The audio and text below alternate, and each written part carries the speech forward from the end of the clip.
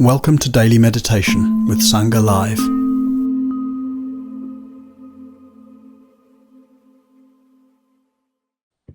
Hello, good morning. Can you let me know if you can hear me?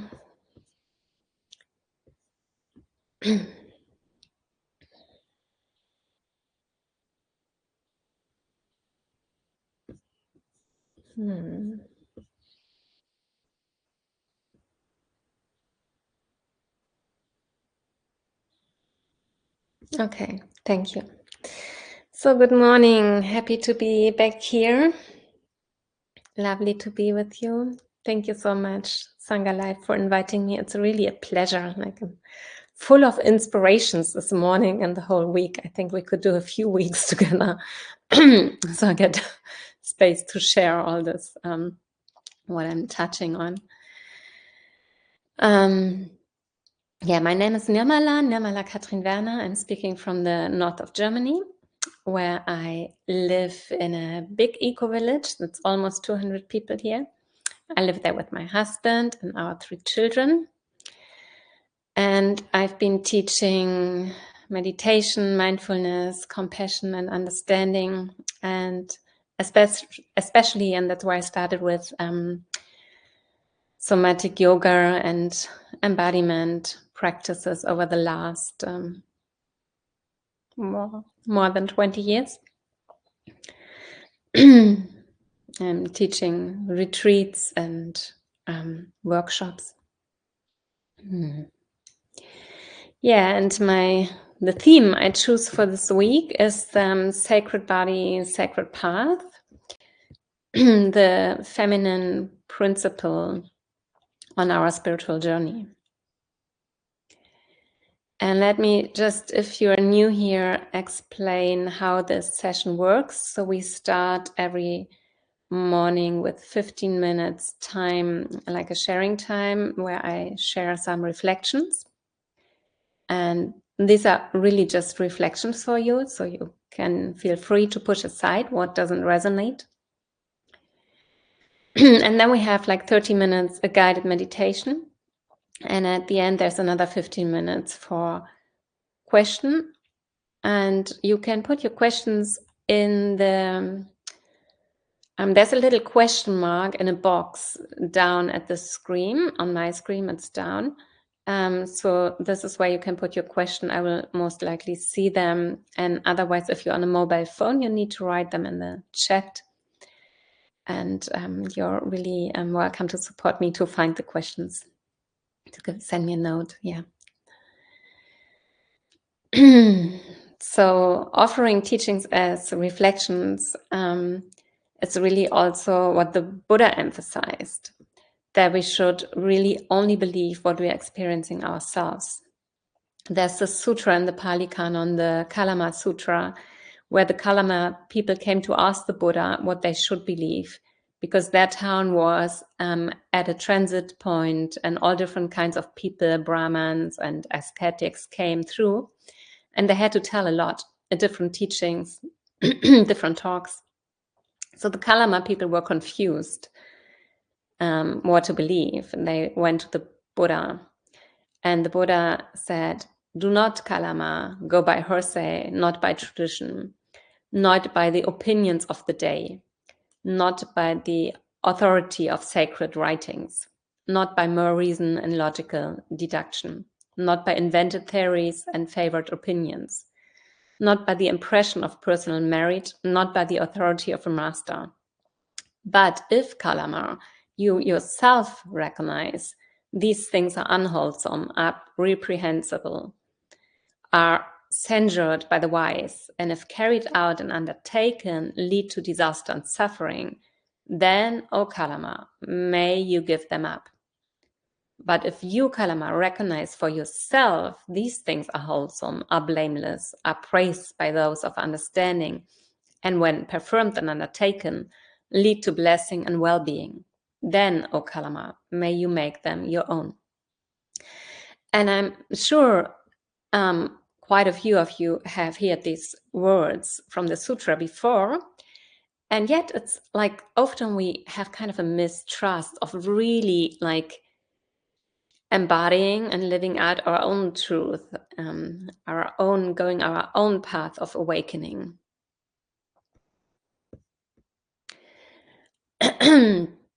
And I love that about the enlightenment story of the Buddha, where like he was practicing with this ascetic way, and he had different teachers for several years. And then like it was a kind of came up in him, oh, there must be another way. And he went to sit under the Bodhi tree and gained enlightenment. And there was no teacher there. There was nobody there tell him what practice to do. And of course, he had done several stuff and tried hard and had probably very good teachers. And yet there came out of himself. So, yeah. So yesterday, the topic I approached was surrendering to darkness, opening up to the mystery. I was emphasizing the quality as darkness and mystery as feminine principles. And I think it's very important to emphasize again that I'm talking about energies, like which we all have in us, masculine and feminine. I don't want to stereotype here. And I put the focus, this one, on the feminine ones. So the teachings I offer here more point towards that side. And the terms feminine and masculine, they don't refer to gender. They're archetypes, they show up in fairy tales, and also they're made up by society. And feel welcome to observe your own reactions to this, because it's a hot theme, right? The masculine, the feminine. There's a lot going on for us in this.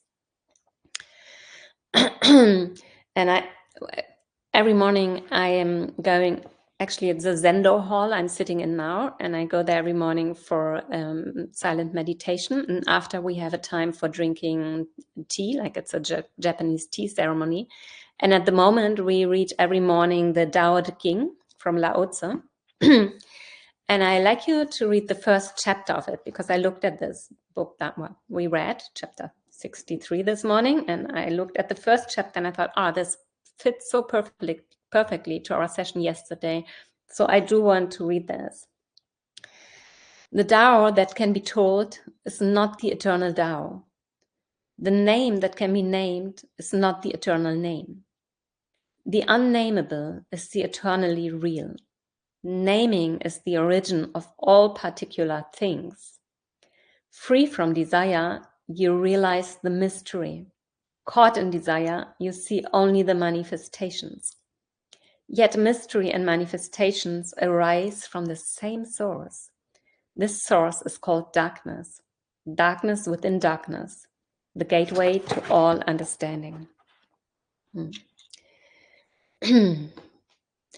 So we are really asked to look into what we need to deepen our practice. Sometimes it's so good to make a vow and not move. And there are also times of surrender and trust, loving kindness, trusting your own goodness. Love what is and finding peace in the midst of it. And our practice can get really dry and not alive, and it's simply about understanding when we are not opening our hearts to what we are actually looking at. The female principle is love. Love what we see, love what we observe. And I think we're all running around with the idea that we should be a better version of ourselves sometimes. We have habitual contractions, which show in judging and comparing, especially judging ourselves. And by that, we are really ignoring how we are and pretend to be someone different. And that's where we get lost in separateness. And the female principle that holds together, it nourishes where there's hunger, it embraces where there is pain, where there is suffering. And to do this, we really need to stop trying to be different than we are and really pausing to what is.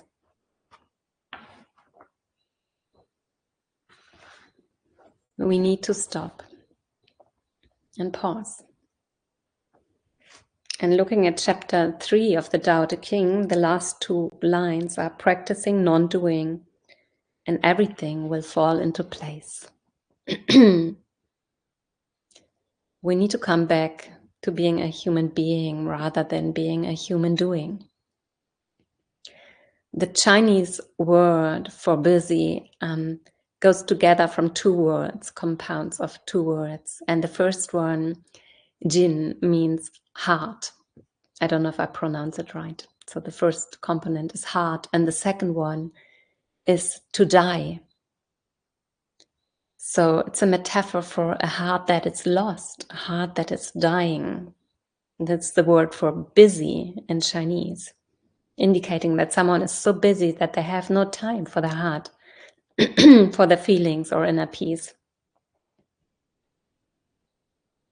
And when we stop running away from our feelings, from our contraction, from our longing, from the really hard stuff, from our pain, then we arrive at feeling. It's only there where we really arrive, where we really have the capacity to be with the feeling, to embody it. It can be really hard. Embodying can mean that you wake up in the night with panic or with fear, anxiety, and that you move your body, that you make sounds, that you really inhabit this pain, come close to this pain. It doesn't mean like to be like stiff and just observe. It can be really like go with the cells and have your wakefulness there, like be with what's coming through.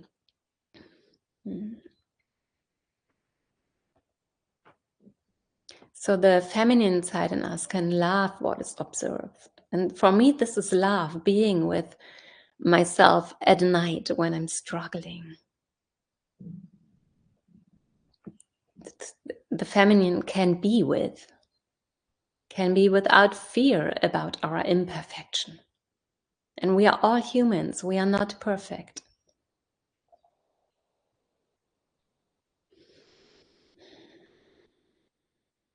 What if we would relax with what we get stuck with? Because what happens there is that we feel guilty and that we want to hide, try to be a different person. And this never works, right? You can sit as like with a lot of tension and try to be happy and in tune with being in a group, but other people will just know. The nervous systems, they know. Like you can smile as much as you want. Deep inside the nervous system knows of the other being, where they are.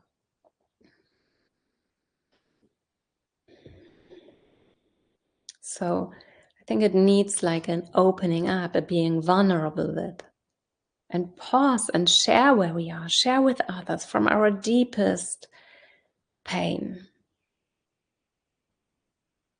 And in nature, mischieving is so natural. Like we wouldn't judge animals, but we judge ourselves so hard. Like the cuckoo is a bird, for example, that has a very special and sneaky reproductive strategy. Instead of building its own nest and incubating its own eggs, the cuckoo lays its eggs in the nest of other birds. And then as soon as the cuckoo chick hatches, it immediately begins pushing the other eggs or chicks out of the nest. So in this way, the cuckoo makes sure it will get enough food. Because the host birds, they think it's their bird and they care for the cuckoo. And we don't judge that, right? And we as humans, we do so much of this. But what if we pause there and stop and really are with it? It's like opening to the lover within and give ourselves the permission to make mistakes. And it's an opening to the process. And there's a big shift if we understand awakening as a process, as then as something which happens like only in one moment. So we don't need to seek and strive for this one moment when awakening is happening, but it's really like a quality which supports life. It's an awakening to the quality which supports life, like generosity, wisdom, loving kindness, compassion, patience. Yeah, it's awakening to those qualities, and those qualities are showing up in relation to others. The feminine principle is one which is kind of spreading out, reaching out to others. I would say the masculine is like having this clear presence, this dedication.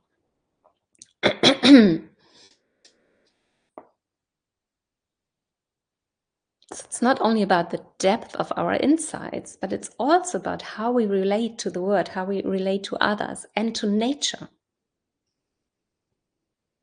Jack Kornfield, he writes, "It's not perfection we must strive for, but freedom of the heart. The spiritual path doesn't mean avoiding to make mistakes, but making mistakes wakefully, bringing to them the transformative power of the heart." We need to be willing to meet our edges, to go to the edge.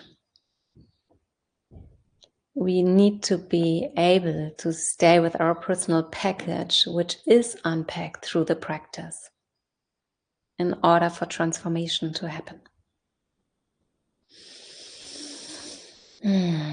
Yeah. And one way to do this is our formal practice, and I invite you to find a position which feels comfortable for you. I encourage to lay down, especially for the meditation I'm guiding right now, which is like a meditation of undoing and resting. And relaxation is like a really important part of our practice. Like we can't really meditate when our nervous systems are agitated. So find a way where you can relax. Maybe that's sitting, standing, laying down.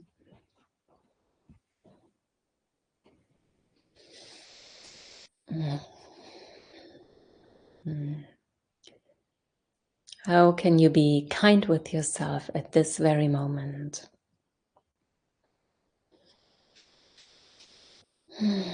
What if you asked your body what position it likes, it loves,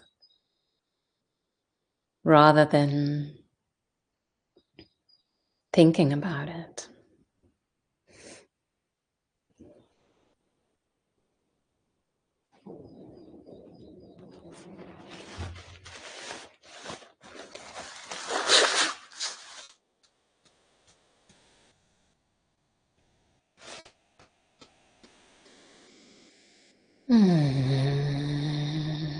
And take time to arrive wherever you are. There's a line in a poem from Mary Oliver. It says, "Allowing the soft animal of the body to love what it loves."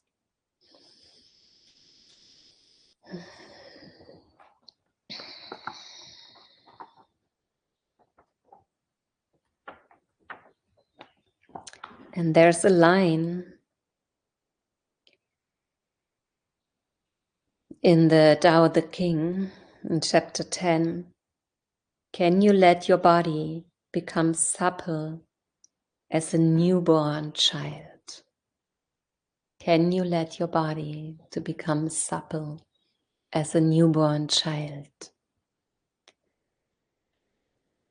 And just feeling where naturally the body is becoming more relaxed, more supple, where naturally thinking is happening.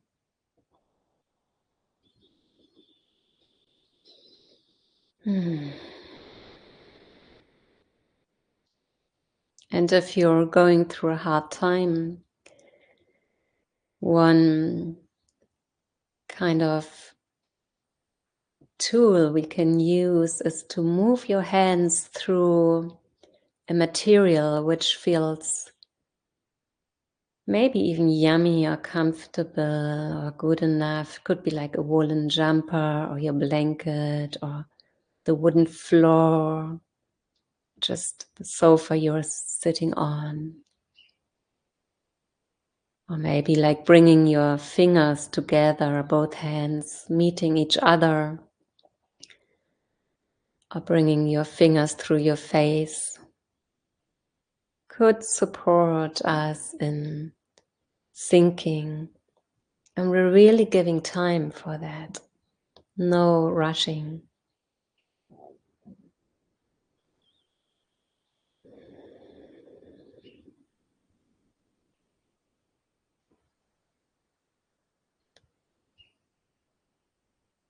Maybe we could allow the face to relax a bit more, like allowing the holding of the daily life phase to dissolve,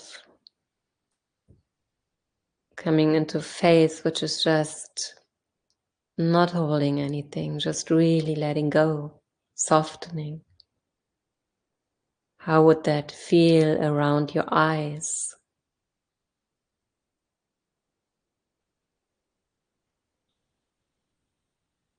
And maybe if softening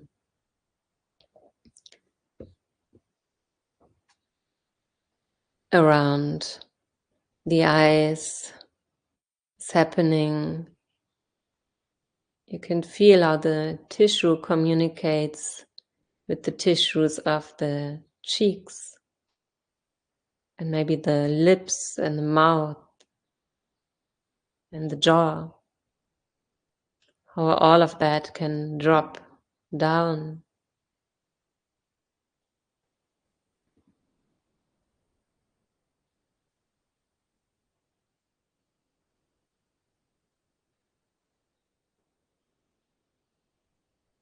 You could drop down even the idea of having to enter into a meditative state and just feeling the trust and the holding and the care of the earth, which is just there for us, which enables us to think.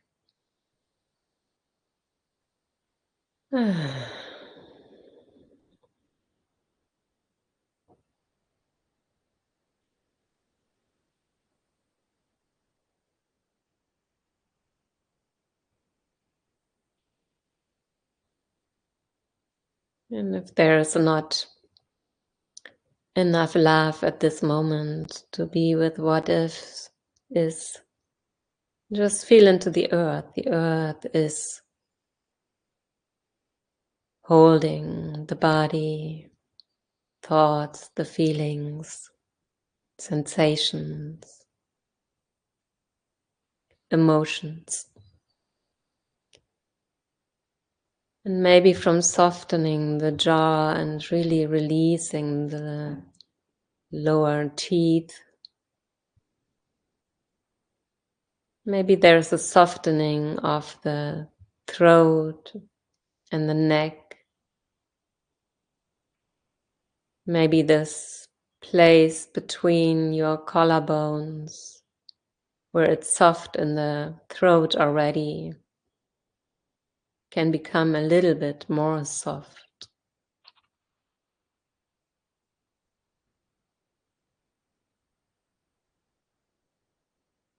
And while we really give time for the body to sink and sink and sink even more, we can also be here with our allowance towards all these parts in the body which don't want to sink at this very moment or which are not able to sink. It's allowance to hold. It's fine too.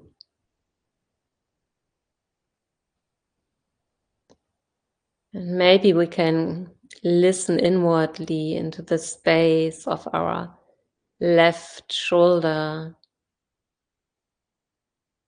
And what about allowing 5% more of releasing here?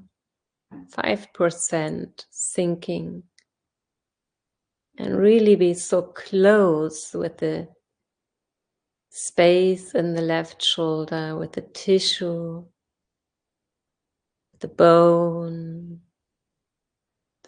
marrow, to drop down, to sink.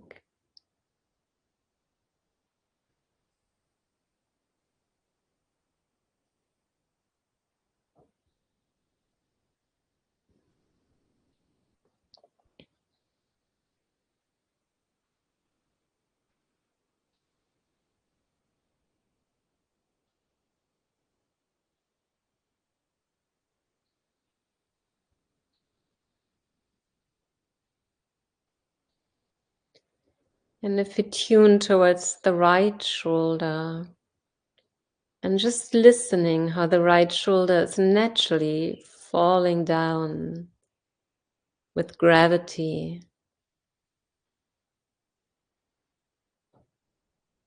Maybe if the right shoulder sinks about 5% more, the jaw and the cheeks are also sinking.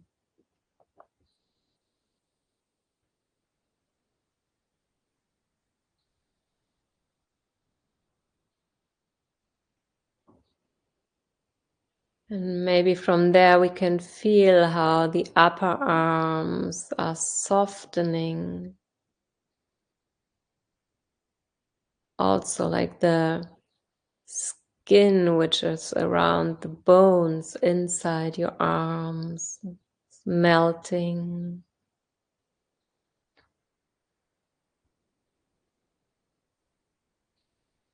And if we allow the wrists of the hands to soften,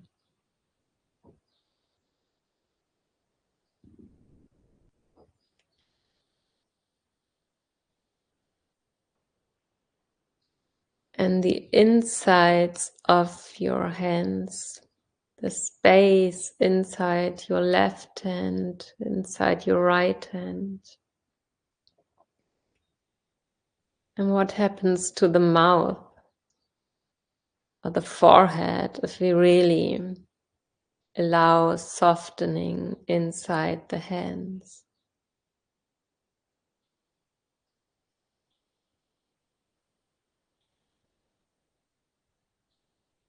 And if all these together, more than 50 bones in our hands and fingers, can follow the call of gravity, the invitation of gravity to let go, to release.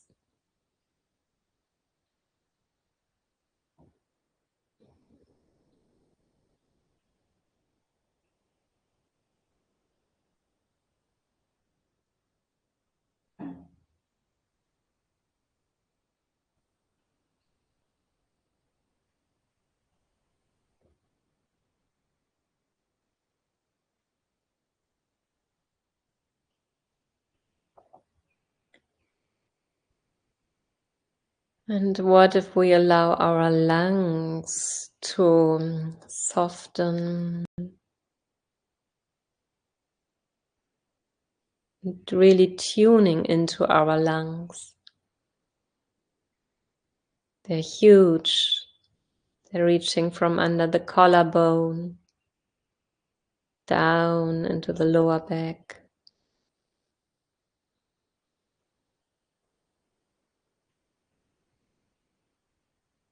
There's a lot of blood in the lungs.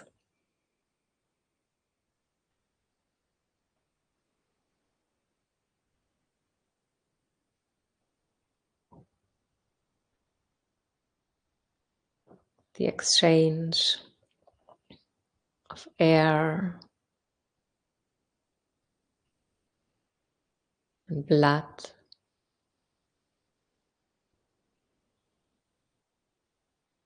Just tuning into the soft movement and allowing it to be just how it is. without anything having to be different.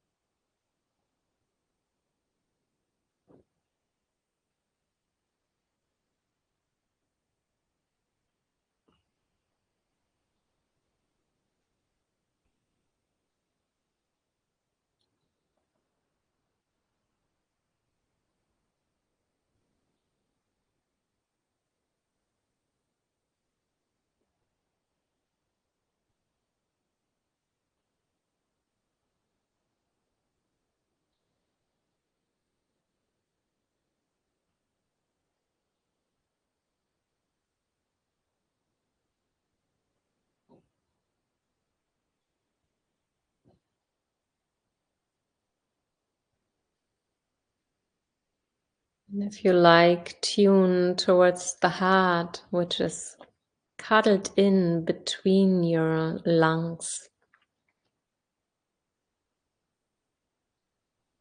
It's quite in the center of the chest, a little bit more towards the left side for most people.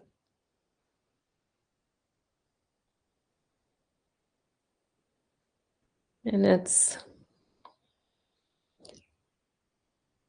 kind of getting a massage from the movement of the lungs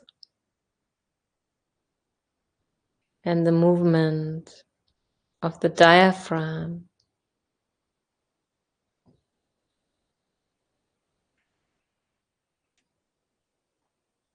And it's one there, it's liquid, it's cells, all moves together.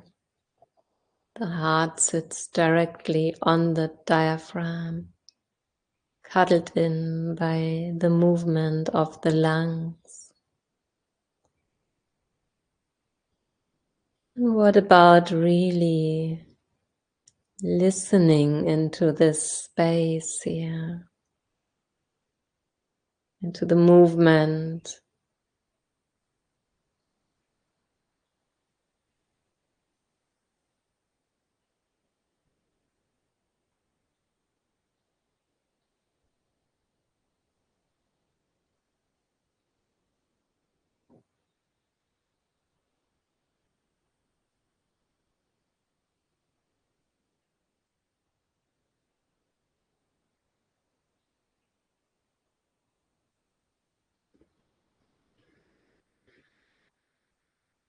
What about staying until the end of the exhalation with the space of lungs and heart and diaphragm? Really a deep listening into this area.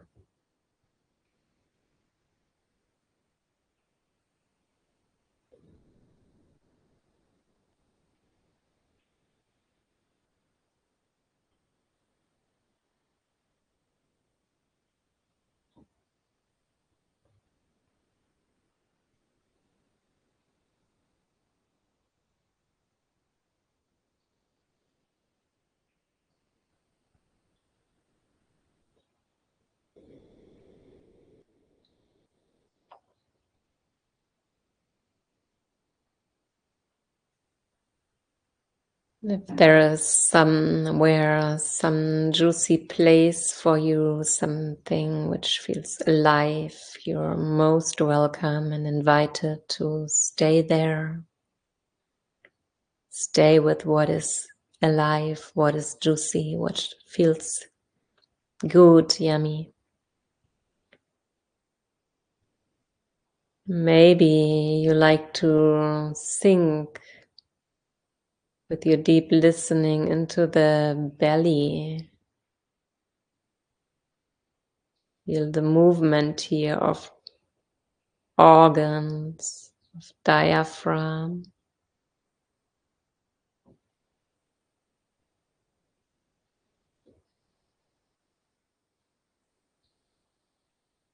The expanding of the front, the sides, the back with the inhalation.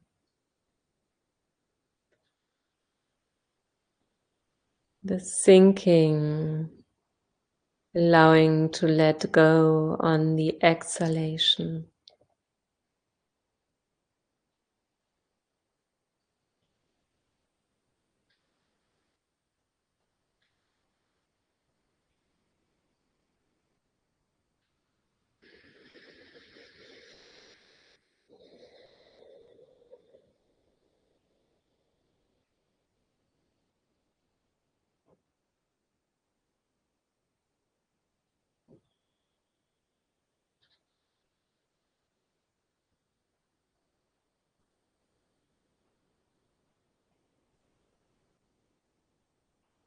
What if we listen deep into the sinking of the belly, sinking of the back,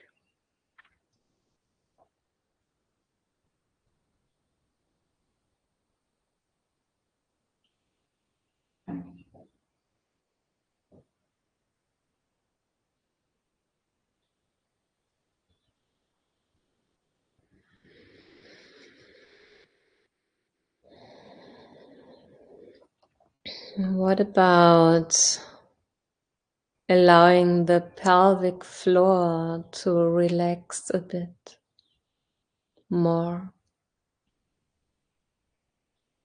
And the relaxing of the pelvic floor is happening during the inhalation. It's this expanding, the widening, the opening, the area between your sitting bones, your pubic bone, your tailbone.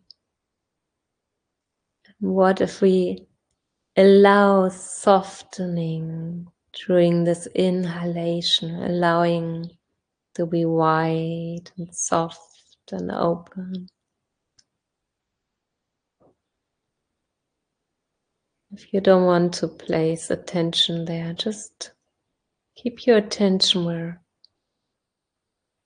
it feels good or better than the rest. Maybe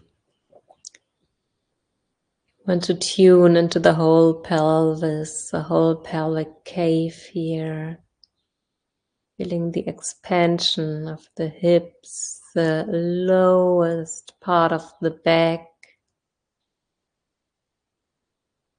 with the inhalation.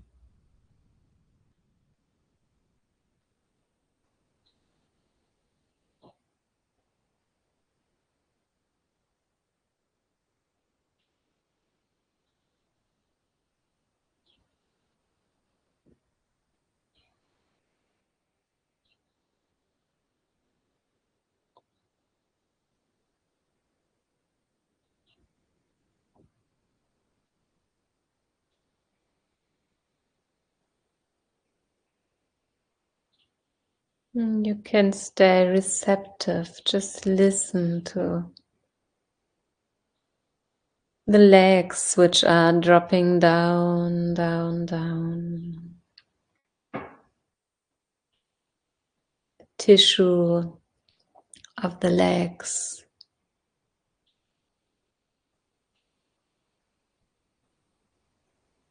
or the liquid in the legs,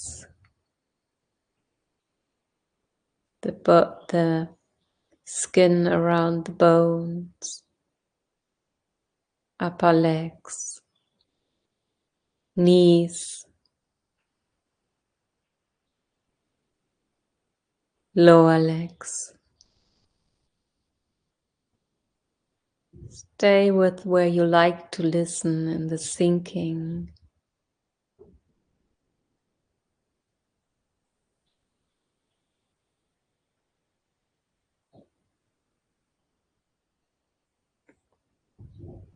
Also allowing a softening of the feet,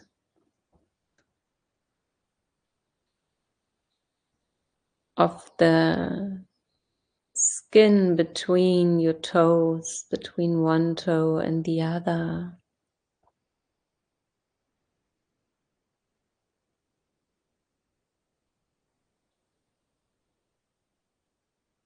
A softening of the tissue under your nails.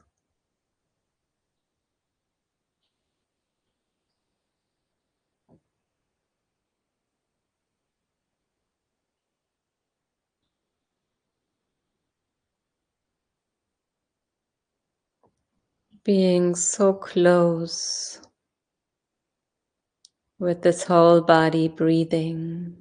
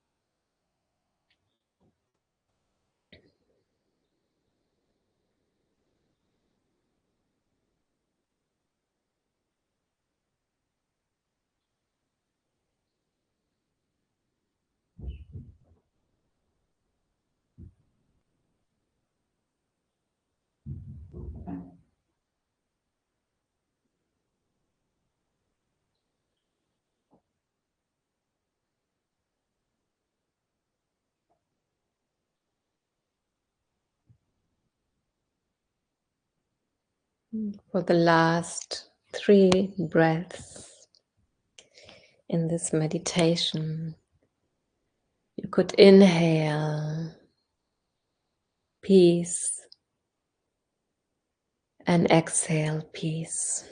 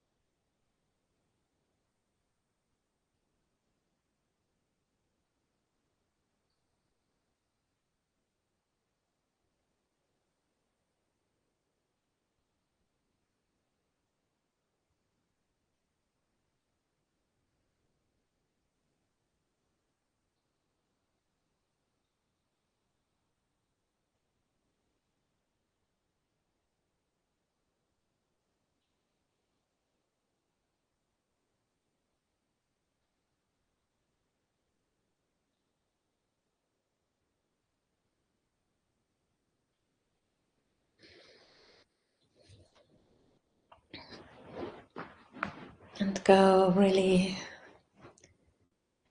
slowly in this transition from a formal practice to a listening practice to the practice of engagement in daily life.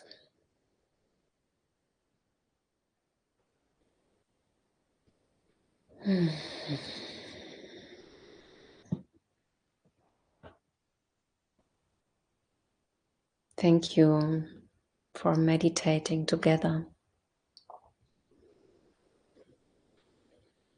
May our practice support peace on earth.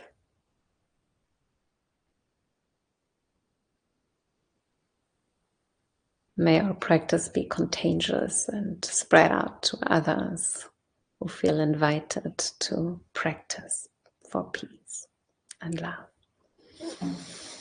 Yeah, thank you very much.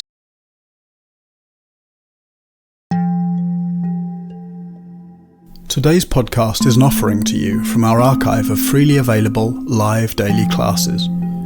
We make wisdom teachings and meditations as freely available as possible to as many people as wish to practice. You can help ensure we can continue to support a worldwide Sangha by leaving a review wherever you get your podcasts, by sharing this with someone who'd be interested, and by offering a small financial support at sangha.live/donate.